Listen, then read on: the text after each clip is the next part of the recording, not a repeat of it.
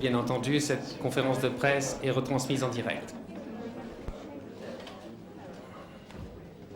Rather than an exercise in style. It's certainly an inspiration, the film of Melville, as are other films of Melville's and other films, a lot of other films. Certain films by Seijun Suzuki, films like Point Blank by John Borman. But this film is inspired by a lot of different things, different books, different music. Melville is certainly one of my favorites as far as certain types of crime films. But you have always been interested and intrigued by Japan. You know, I think this film is woven from a lot of different inspirations. Many, maybe more so than some of my other films. But to get specific, it seems kind of complicated to me. Okay. Madame? Thomas Penn from the Association. To put every time the hero puts all the time CD, every time he gets into a car, puts a CD and then the music dominates for a long time the picture. That's why I have It's always been really important to me, and sound in general is half the film. Any film is half, for me, half sound, half picture. Music's always been very important to me. This film doesn't really have more music necessarily than other films I've made, or maybe it does, I don't know. But what's appropriate to each film, while you're making the film sort of tells you that. I certainly don't feel the film is a video clip, but whatever. Film music that tries to tell you what to think and feel about the story, marketing device for a soundtrack record. I like music that comes organically from the story, from the emotions in the film, the atmosphere of the film, and I'm very proud of the score in this film because it works really well in that way. And to me, it's integrated into the film as score, with the exception of 3 places where the character chooses music and puts it into the CD player of the car, which happens 3 times, 4 times in the film. And that's used as more like source music. But the true score of the music is the music that RZA created with his feelings about the film and the story. So it's sort of an organic thing, and that to me is a strong part of the film. Just to come. Well, I mean, I was trying to find first I started with, I guess, the Hagakure, and I was studying the words and what it was saying, kind of to adapt the doctrine for my life. But I think that I wanted him to be a simple character that only did what was necessary, you know, and walked with a certain degree of grace. And by doing that, I guess I just meditated a lot, and some of the martial arts stuff I would do just to keep my mind in the right set, you know. And it all came together like that. Yeah. Okay. Because really over in America, our culture is kind of stouted to a certain time period. They don't really accede too far back. But the Asian culture on TV and through different cartoons, it accedes far back in time. And just while your mind wandering farther back in time, it just became very attractive to us, you know? So that's why we mostly be attracted to that. Madame? History, they try to make history compartmentalized and say that this period, they identify a certain period as the Romantic period and then the, you know, modern period. And to me, that always seems very strange because all these things are really more like waves on the ocean, and they all intersect at some point and the waves keep coming. And if you look at the world, for me, the past and the future in that way, it's all a kind of continuum, and there's so much strength and wisdom in things that other people have experienced before us. So I always go, I don't, you know, I'm not a backward-looking person, but I don't I don't know, there's a lot to be found, incredible things in classical literature, in old things, you know. So to me, I'm attracted to all kinds of things. So it's not, I don't care what's fashionable. If there are strong things to be found in Dante or in Shakespeare or in old films, or I don't know, it doesn't matter to me so much when things were made or what historical context they're put into.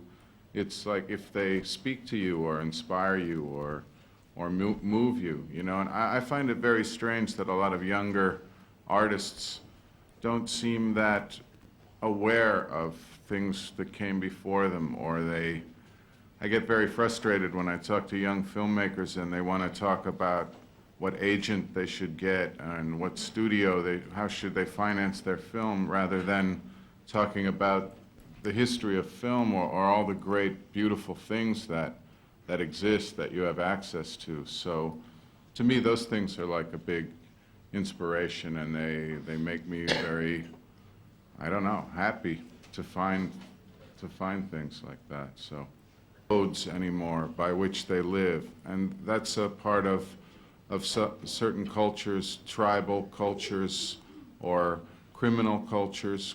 There's a certain, the film has a lot to do with having a code, and to me, Ghost Dog, in a way, he's like another inspiration for this film is the book Don Quixote, because Ghost Dog is like someone that has a very strong code, but it doesn't really mesh with the modern world anymore. But he sticks to that code. He has a kind of moral center, and he finds it in the way of the samurai.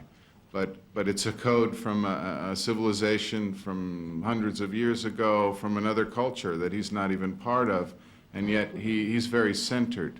So when he dies in the end of the film, I think he's a winner in that his code stays intact, and he would rather die, and you know, he's prepared to die. He's a samurai. I mean, his code has to do with a way of living and a way of dying. So, and that's very important to his character. So when he dies with his code intact, having not compromised that code. And I think he's much stronger for keeping his code intact than if he remained alive but compromised his code, then he would have failed himself or his own code. Spot here. The first rehearsal we had with Jim and Pauline and Forrest was really, I mean, interesting in terms of building up between the lines, and I was really fortunate to work with her. I felt that what happened was that Jim cast her because of her spirit, and I think by respecting her spirit and respecting who she was, it was just the same as working with anyone. I mean, she was really giving. She really wanted to try hard, and I liked her, you know. So I don't know what more to say about that. She had a very strong quality, sort of samurai-like quality, unlike the other actresses that we met. She was 8 years old when we worked with her. I guess she's 9 now. And why is it a girl in the film? To be honest, I was writing the script and I was listening to an old record by a blues musician, Son House, and he has a song. But I don't analyze the work. We just make it and hope that those of us collaborating, making the film, would like it. And then we put it out there and see how people react. But it's obvious, for me, it's a good thing if it's kind of a split reaction. I'd be terrified if I made a film that everyone liked. I'd probably stop making films. I still have one. Film more than once because it's not obvious, but things that happen in the cartoons echo things that are happening in the film. And I don't know exactly where the idea came from. I like cartoons a lot. I've always been a big fan of like Tex Avery and the Fleischer brothers, and a lot of animated stuff. and it's part of American pop culture. And so, I don't know, I thought it was interesting, too, to have adults in the film, particularly the gangsters, the mafia guys watching cartoons. And it wasn't to make fun of those characters at all. I like to watch cartoons, too, so just put them in.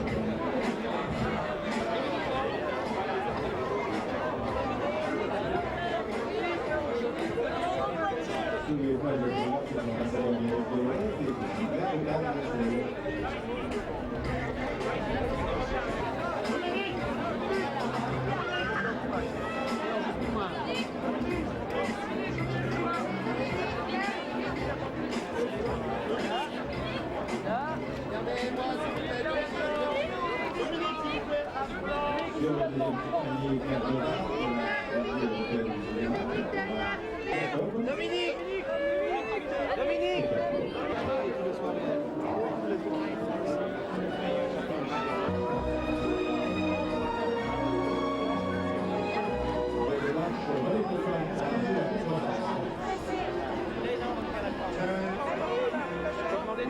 Lift up my heart, feel the world. Toujours masqué sur l'écran par le même jeune homme qui devrait se tourner de côté, et le batteur fait ça recommandant.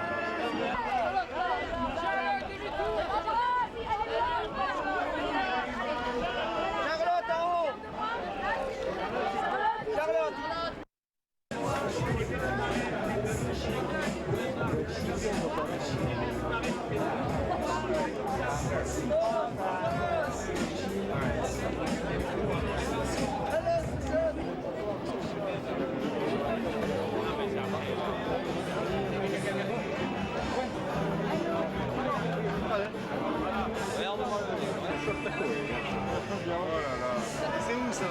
Il va tousser? Oui. La